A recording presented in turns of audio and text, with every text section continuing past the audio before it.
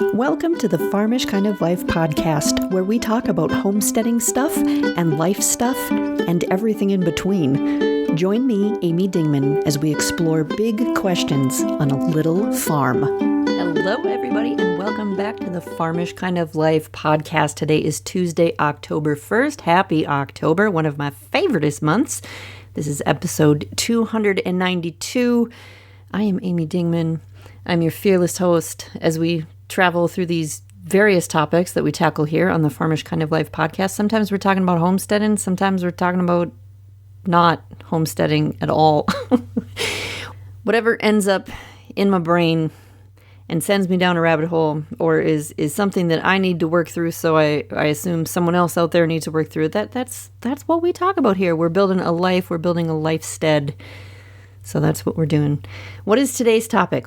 Well, today we are talking about food. And we are going to talk about how food stresses me out. And food stresses a lot of you out too. And I know this because a week or so ago, I posted a rant of sorts on social media about the food system and how it's just a lot. It's a lot to figure out. It's a lot to digest. No pun intended. You know, we're figuring out who to believe when it comes to food and health and food safety and all of that. We're trying to figure out how to pay for decent food. We feel guilty when we eat the wrong thing, and half the time we think we're eating what's good, and then we find out, no, wait, I guess we were wrong. I guess that wasn't the thing we were supposed to be eating. So today's episode is wading through all of that and something that I have had to come to terms with regarding this whole food thing. And then I hope this whole episode will help some of you as well. But before we get to the main topic, which is a little longer than normal today, before we get to that, just a couple updates from the lifestead. Y'all, it has been warm here. Warm. We were still in the mid 80s this past weekend. That is uncalled for in Minnesota this time of year. Y'all, I'm still getting tomatoes. I'm still getting cucumbers. I'm still getting peppers. There are folks who are still getting zucchini. We are getting a second picking of raspberries at our farm. There are lilacs that are blooming again. There's like a second blooming of lilacs. Isn't that crazy? I was talking with my dad a few days ago, and he said, hey, you know what? For every day that it stays this warm, it's one more day that we can wait on starting the wood stove, right? So I have to keep that in mind. That is really good perspective. I had a reader tell me that perhaps we are having a long harvest season because we're going to have an extra hard winter for various reasons.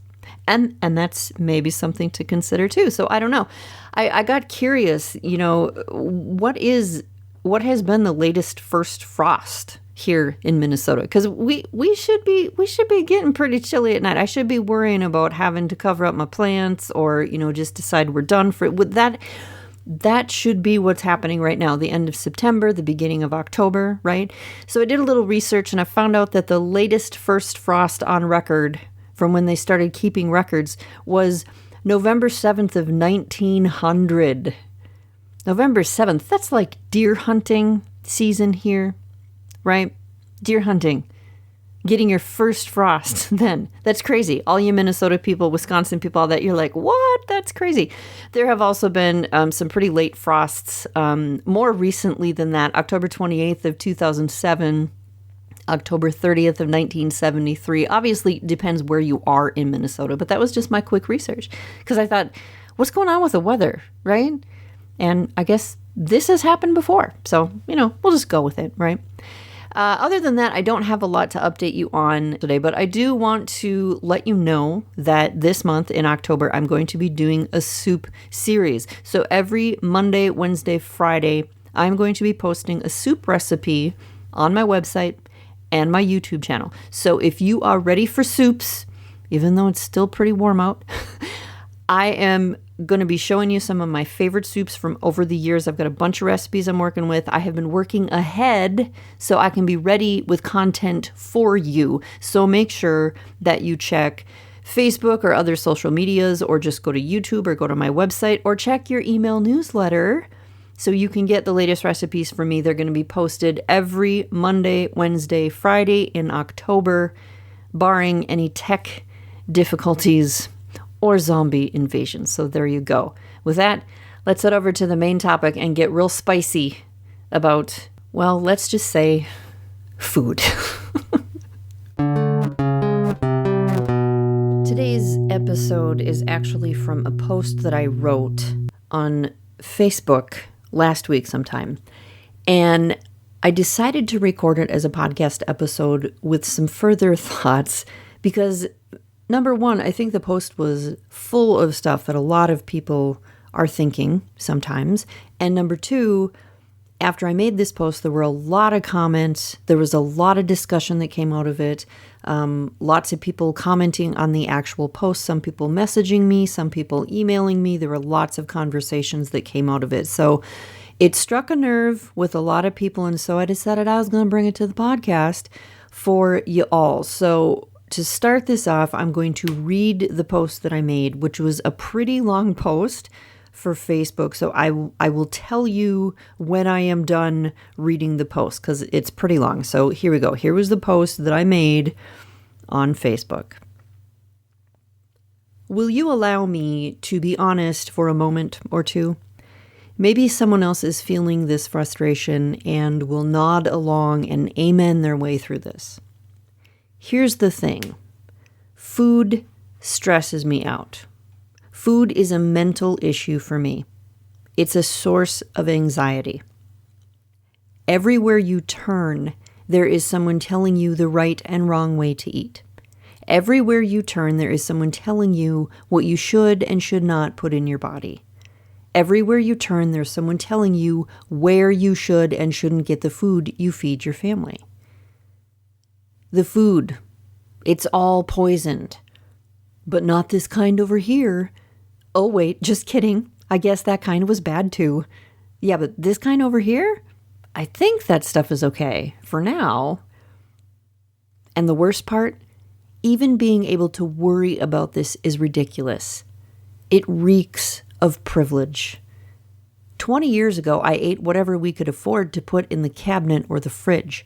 I didn't have enough money to worry about anything other than, hey, this fed us. I miss that.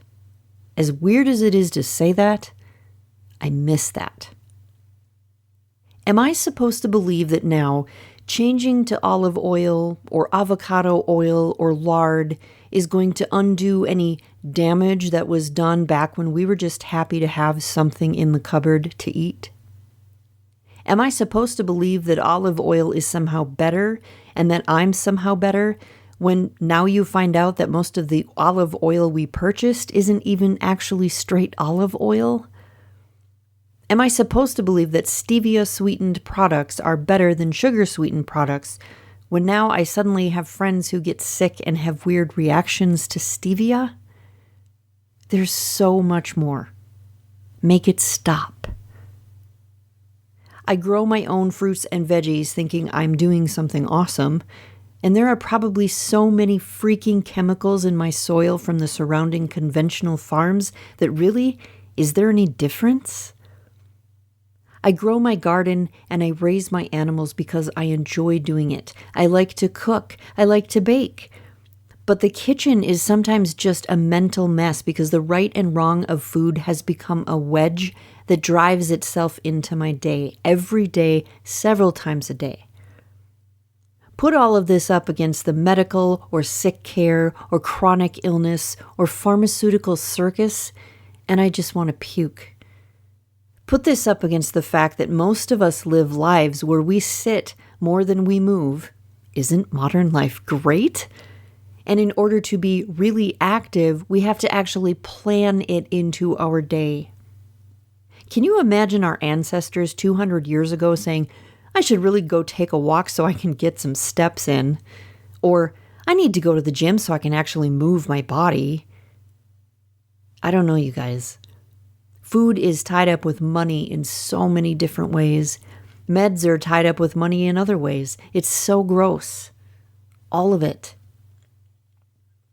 At the end of the day, I just know there's something really healing about someone showing up with a homemade lemon meringue pie.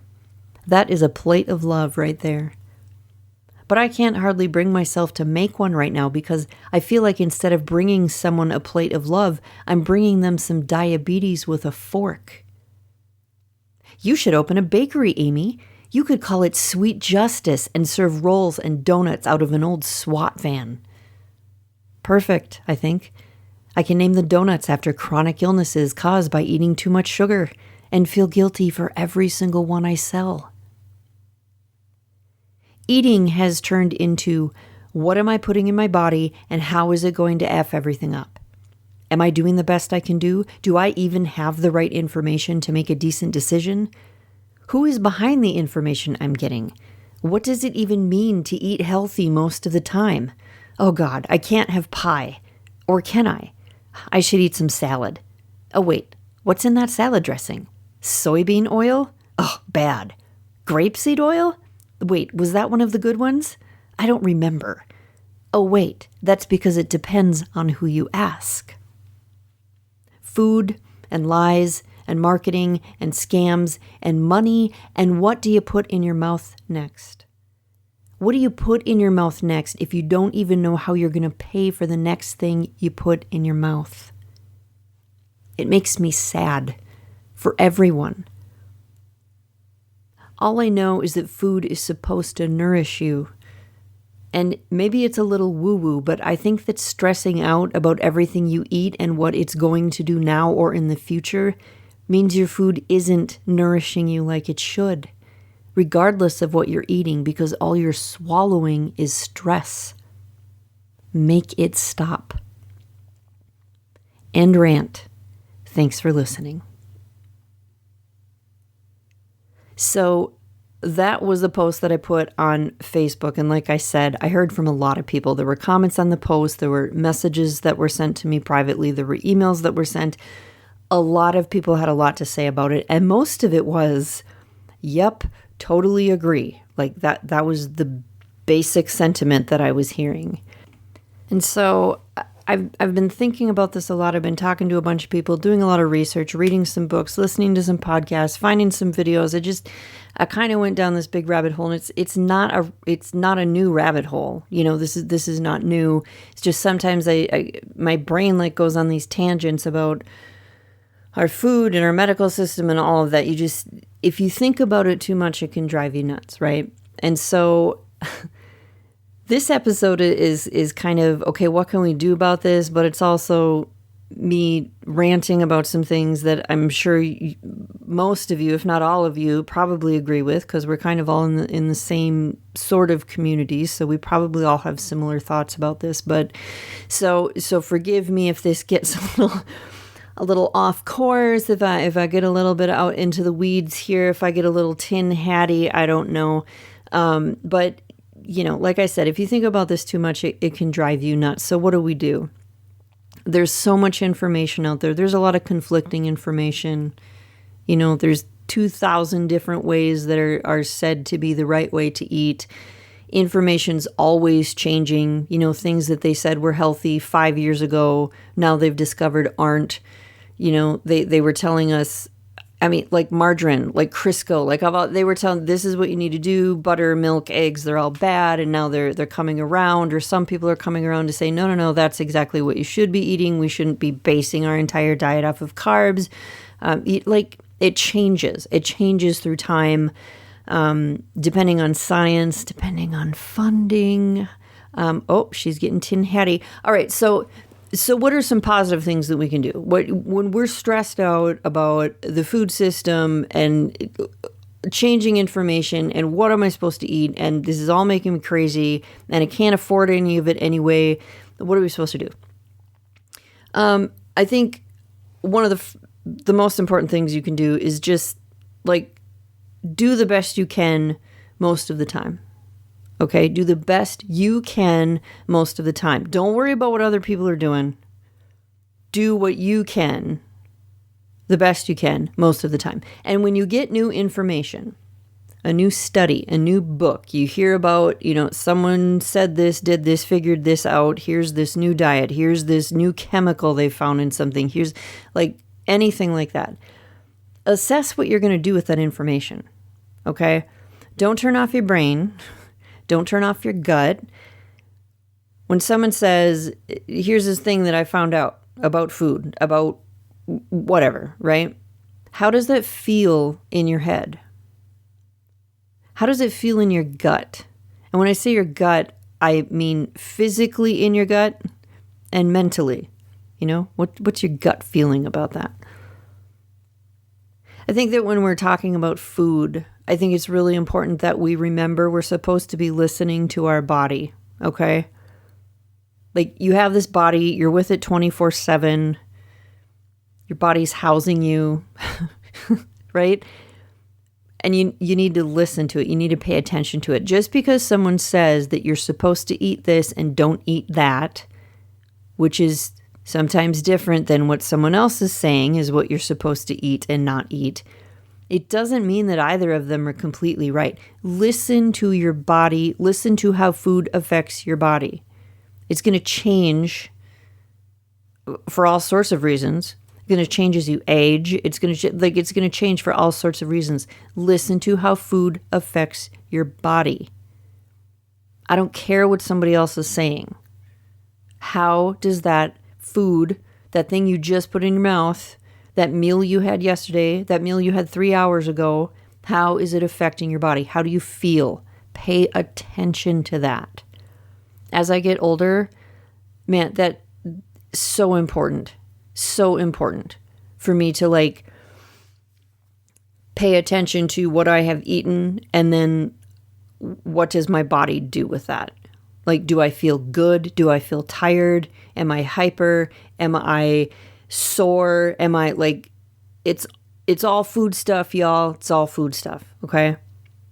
However, here's something else I think is important and that we need to do. We need to honor the place that we are in our life, the stage of life that you are in, the situation you are currently in, financially, mentally, relationship-wise, parenting, like all the different situations and stages of life that you are in right now. Honor that place that you are in your life. Here's the other thing. Honor the place that other people are in their own lives.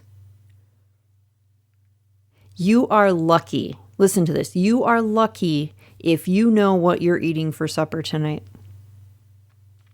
Okay? If you know, listening to this, if you know what you're going to eat for supper tonight, you are very lucky. And you are even luckier if you have a choice of what you're going to eat for supper tonight. If you are someone who gets to say, I don't know, you're standing in front of the fridge and you say, I don't know what I'm in the mood for. You are doing really well, right? Some of us get to a place in life where we are a little more financially secure and we can make different food decisions. And we forget what it's like to be scraping the bottom of the barrel to find $2 to rub together to buy something at the grocery store. Have any of you ever been there? Some of you might be there right now. Some of you were there and you're not there anymore, and you might have forgotten what that's like. Okay? And we might have been in that place in our life or be in that place right now, not because we wasted our money on Starbucks or our nails or another gun or another video game. There just, for whatever reason, wasn't enough money or isn't enough money. Right? I was at the store the other day and looked at eggs because I heard this, eggs are going up, right? Eggs right now here, just for white, regular old, nothing fancy, for a dozen eggs, it is $4.50 a dozen. It's $6.50 for an 18-pack. Things are getting pricey, y'all. So to sit in judgment of people who are struggling financially to buy food, I think is ridiculous. Okay? Yes, there's always going to be those people who are super financially irresponsible. Yeah, there's always going to be those people. A lot of people who are struggling right now, it's not the people you're thinking of, okay? It's not the people that are easy to point fingers at, okay? I remember when eggs were $1 or just over $1 a dozen. I remember when we started to get chickens, people were like, why would you get chickens? Eggs are so cheap.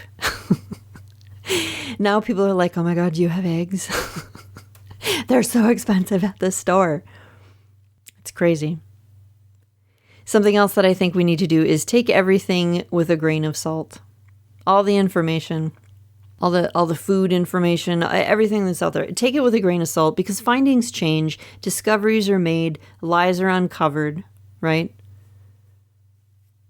You know, you can be hardcore into right now, this specific vegetable combined with this meat eaten at whatever time of the day, I'm just pulling stuff out of my butt here, you guys. But do you see what I'm saying? They can tell you this is the thing, and it doesn't even have to be the larger them, okay? Because here's the other thing that I think we need to know. I'm going to put my tin hat on a little bit here. There are just as many people who are on the alternative health or the natural eating or the whatever you want to call it, okay? We're like, we are anti-mainstream medicine, we are anti-mainstream food system, and we're over here on the opposite side, but they are just as much in it for the money as the people who are on the standard American diet side of things. You see what I'm saying? Okay? It's all about the dollar. And there's people on both sides, all sides, who are in it for the money. They're going to convince you to eat anything so they can sell you a product. They're out there, okay? When it comes to eating, you need time to eat and you need money to eat, right? And if you've got both, you're in a really different place than a lot of people right now. And once again, I know your brain, some of y'all just went to, well, if other people would just, and you've got a way to solve all their time issues and all their money issues. And I get it because I know these people, we all know people that were like, oh my gosh, if you would just stop XYZ, you would have more time and you would have more money, right? But honestly, I don't think that's the majority of people, okay? I think people are just on the struggle bus right now, either with time or with money, trying to get by. And you need time to eat and you need money to eat. And here's where my brain always goes. For a couple years after my boys graduated, I decided I was going to go get a job, right? If you've been around around the podcast for a while, you know this, right? Went out for a couple years, worked a job. And when I was working full time, I got to the point many times where I just didn't care. There were days I just did not care. Give me a coffee drink from a coffee shop. Give me a coffee drink or maybe two so I can get through this day and get back home. And when I get home to my farm and my house and all of that, there is not going to be enough time to make a decent meal. So whatever is quick and easy so I can do everything else that I need to do at home and then wake up tomorrow and do it all again, give me whatever is quick and easy. I'm going to eat it. I'm going to swallow it down. I'm going to be on to the next thing. And I'm not whining about that. That's just an honest assessment of where my head was. I didn't necessarily care what was in the food I was eating, which is super ironic because I had a barn full of animals I was raising and a garden that I was trying to grow. But most of the stuff that I was eating, I didn't care what it was. Just feed me so I can do the next thing, okay? I was tired and I was stressed out and I was way too busy. And sometimes I just wanted what was quick and easy. I'm back home. I'm no longer working outside the home. But how many people are still living that life? How many of you are living that life? It is not the norm anymore to have one person in the household out making all the dollars, and then the other person in the family is at home raising the family and making the home and making sure that everyone has decent food to eat. That is not the norm anymore. I don't need to tell you that. And even if, the family does have someone at home making the home, sometimes people's jobs are just so nutty that they're in a similar eating situation as, I was explaining. I mean, if my husband is out on a SWAT call and he hasn't eaten more than a granola bar for 14 hours, and then someone shows up off site of this situation and they have like a stack of pizzas that were donated from a local restaurant, and because they want to feed all the officers, which often happens, which is wonderful. But I guarantee you those officers are not going to wonder if the crust is organic or the sauce is homemade or the sausage was ethically produced. They just want to eat, right? There are so many facets to the food discussion. Like it just blow your mind. This could be like a 6-hour podcast. I wouldn't even get through everything. There are so many trails to the food discussion. We had a discussion recently. I think this one was on Facebook, maybe Instagram, and we were talking about food, and I said, okay, so if sugar is so bad, right? We're talking about how sugar is just basically the devil. Sugar is terrible. We shouldn't eat as much sugar as we eat because it's in everything, and we just eat too much sugar, right? So I said, if sugar is so bad, explain the Amish, okay? Because they have a pretty high carb diet with their breads and their pies and their baked goods and all that. So I was like, come on, you guys, make this make sense for me. And my readers and my listeners, some of them have grown up Amish. Some of them have Amish relatives. Some of them are drivers for the Amish or are associated somehow with the Amish in some other way. And those folks came out in force to say, stop pretending the Amish are free of disease and sickness, because some of them are just as sick as the rest of us. Stop perpetuating this lie. Like, we have this fantasy, about the Amish, which unless you deal with the Amish, you just have the story in your head, right? And all these people came out to be like, that's not true, okay? Yes, they're more active. Yes, all of that. But some of them are eating just as much crap as the rest of us are eating, and they are dealing with the same diseases and the same illnesses and the same sicknesses. So stop perpetuating that fantasy Amish life. So that's awesome that the community could come out and say that and kind of point that out for us. I think one of the most frustrating things is this. Food with less ingredients is more expensive, right? If you don't want that list of unpronounceable ingredients in your food, you are going to pay more for that product, which seems so backwards, right? Food without pesticides is more expensive. Healthier food costs more money. Even if you are going to go to the store and you're going to buy an apple, you're going to pay more for an organic apple. It's almost like they profit off trying to make us sick. They want us in the sick care system. I don't like to call it the healthcare system. I call it the sick care system. They want us in the sick care system with chronic illnesses because the money that is tossed around in there, you guys, and that's not news to you. You know that. You are nodding your head right along right now. You're like, yes, Amy, preach. I know what you're talking about. I don't know if I've ever talked about this, but I used to really want to be a nurse when I was younger.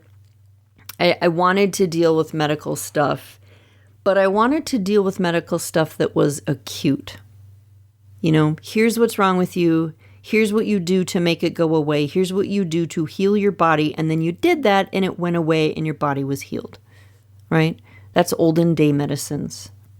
Now people go to the doctor, if they can even get into the doctor, and you see 12 different specialists, and so many doctors are saying, I'm sorry, we don't know what's wrong with you. You've got all these symptoms, you're dealing with this. We just can't figure out what's wrong with you. And I don't get it, because we're spending more money on sick care. We're spending more money on this than ever before, and we are sicker than ever before. And half the time the doctors don't even know what to tell us. It's a mystery. I don't know what's causing this. Try this, try that. Well, that's not it. Many of us in our life get to a point where we realize we only have one body and we should probably start taking care of it. And not because we want to fit in a size whatever jeans. We're like, oh, yeah, okay, I actually need to take care of this body so it can do things and like be around for a while and still move when I'm 60 or 70 or 80, right? And so we get to this point and then we start looking into stuff and researching, and we think we're doing really great things, right? Like we've researched and we're like, here's something I shouldn't be doing. Here's something that I should start doing. Here's something I need to, like pay more attention to, right? We do that and then we think we're doing really good, right? So here's a couple scenarios to imagine, or maybe you don't even have to imagine because maybe you have actually lived these scenarios. Here's some scenarios to consider. What if 20 years ago, you're growing your own veggies, and you're raising a bunch of chickens for eggs and meat, and you're feeling pretty damn proud of yourself because you're doing good things for your body. Yay, right? But you didn't know that you weren't supposed to be sautéing the vegetables in vegetable oil. And you didn't know that topping all that lettuce and all those cucumbers and tomatoes that you grew, topping all that with some dressing that has a first ingredient of soybean oil and a second ingredient of sugar. Like you didn't realize that was bad.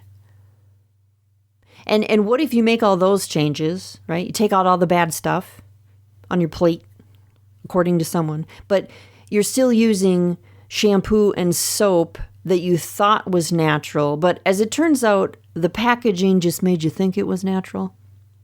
And what if the deer and the geese and the pheasants that you went out and hunted and you got this great meat from the wild, what if all of that just got packaged up in Ziploc bags or plastic coated freezer paper, which you find out later is basically from Satan, right? And that's what they say. It's evil, terrible stuff. What if you are told that raw milk is the best thing you can drink and you're all for it, and you don't even care if it's legal where you live or not, you just want it, okay? But you can't find any available in your area. So then what? You just don't drink milk, or you try to find better milk at the store, or like, what do you do? Because if you're going to drink milk, it has to be raw milk. So what if you go nuts trying to find a raw milk supplier and you finally find one and you pay through the nose for the milk, and then you find out from your family member who just went down a different rabbit hole of her own, who's telling you that humans aren't even supposed to drink milk or have any grains. It's just supposed to be meat and veggies and fruit. So what are you doing drinking milk? You see what I'm saying? Here's the other thing. Here's a side note. When we talk about wanting everyone to be more healthy, that means people in all sorts of situations. Because if your answer to the raw milk question that I just posed, if your answer to someone who's struggling with that raw milk question is, well, then you need to get a cow of your own. You, my friend, are only talking to a certain part of the population. Because the single mom with 5 kids living in an apartment, running her tail off to work 2 jobs and get the kids where they all need to be, is not going to get her own cow, okay? And she's probably not going to worry about finding a farm 2 hours away that she can get milk from. Right? So, at the end of the day, what does this even all come down to?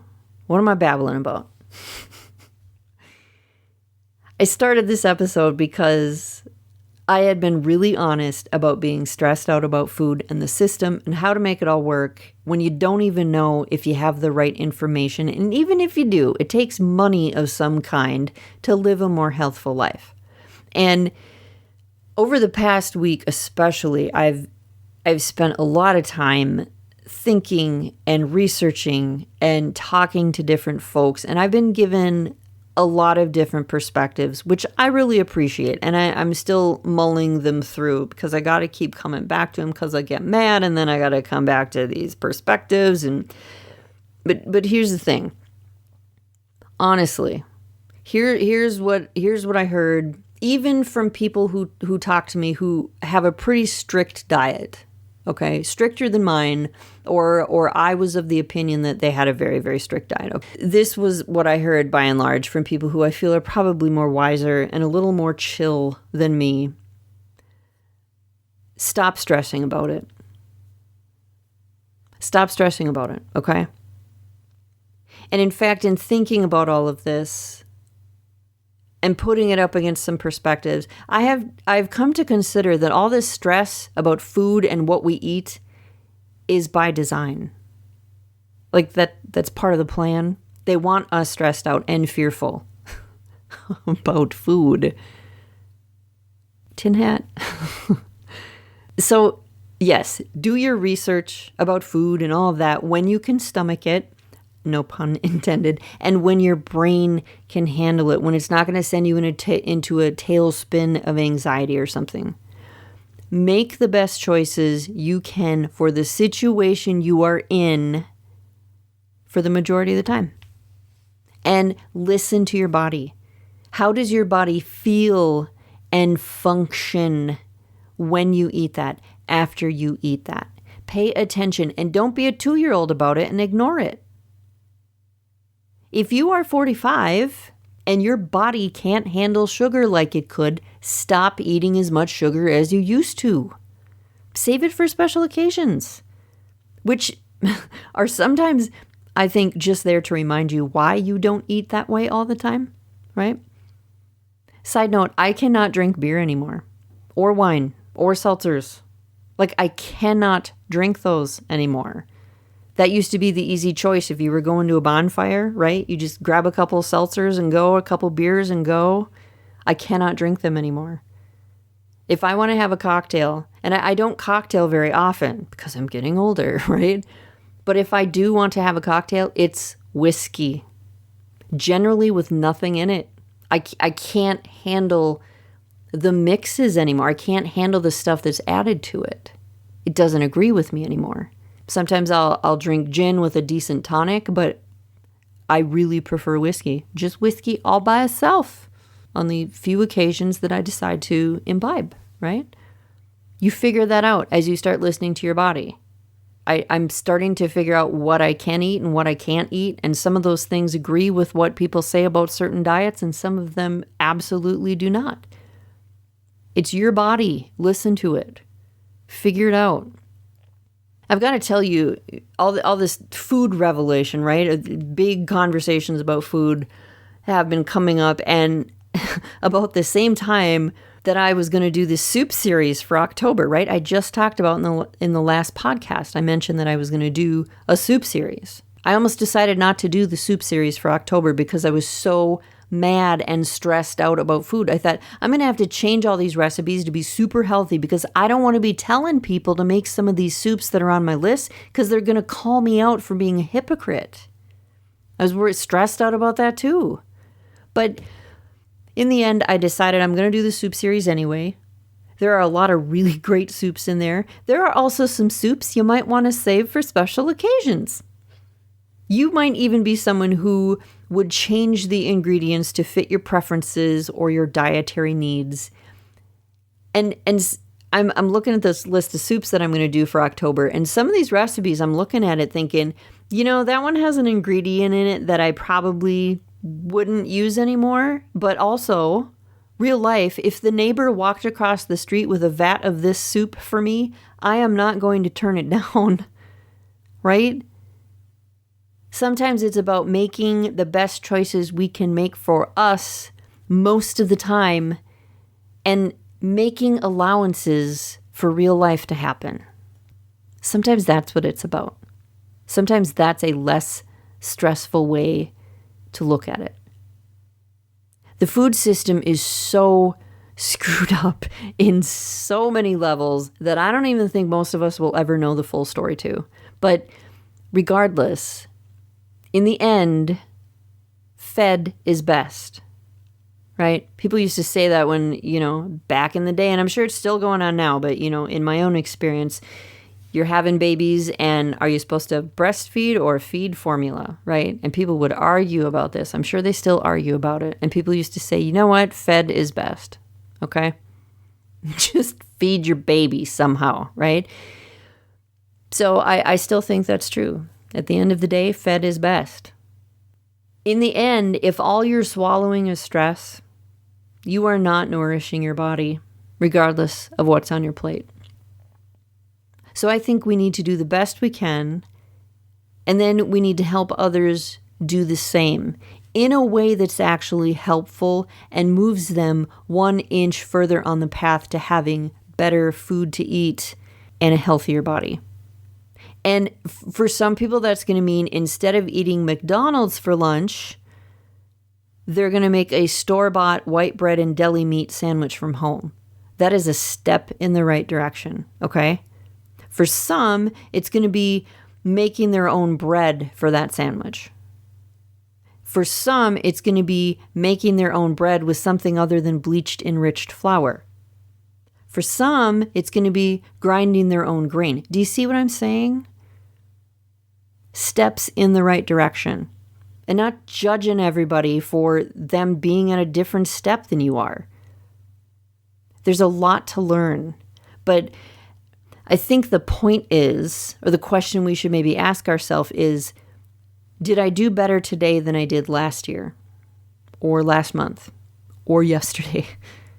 And am I helping anyone to do the same? And sometimes better means that you make the lemon meringue pie as a treat and you don't stress about it all week that you ate more sugar than you normally would for that one meal. Because food is also supposed to be a celebration. We get together to have meals, we share food. Food is supposed to be a good thing, right? Let's keep it a good thing. Learn about what we can learn about, make the choices we can make the changes that we're able to make. But you all stop swallowing stress.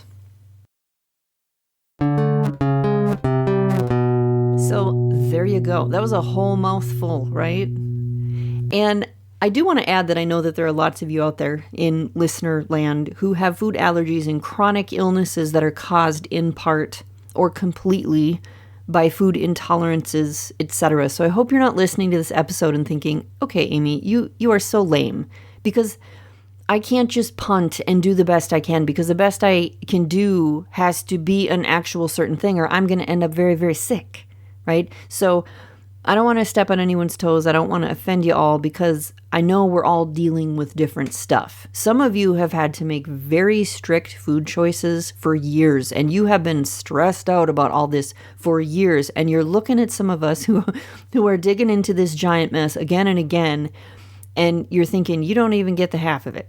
Like, you don't even understand the half of it.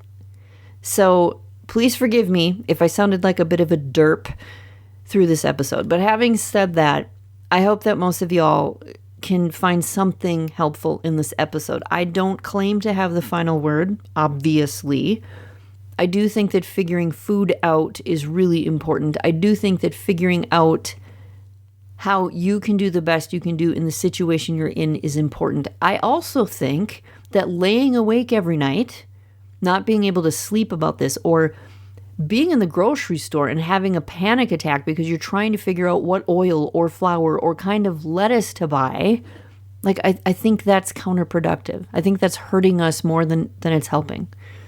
So we're going to end on that note. Remember to tune in this month for my Croctober soup series. Tomorrow, the 2nd, it'll be Wednesday, October 2nd. It's going to start off with a tomato soup from scratch. You can find it on my website, but if you really want something kind of mildly entertaining, I would watch the video. I would go to my YouTube channel and watch the video, because y'all, I am a Class A Gold Star dork. And so when I make a cooking video, it's mildly entertaining, and we will just leave it at that. All right. Thank you so much for staying for this whole episode. It was a long one, but an important one. I will talk to you again soon. Hope you enjoyed the show today. To continue the conversation, visit our website at afarmishkindoflife.com. Find A Farmish Kind of Life on social media, or drop me an email at amy@afarmishkindoflife.com. Peace, love, and bacon, y'all. Stay farmish.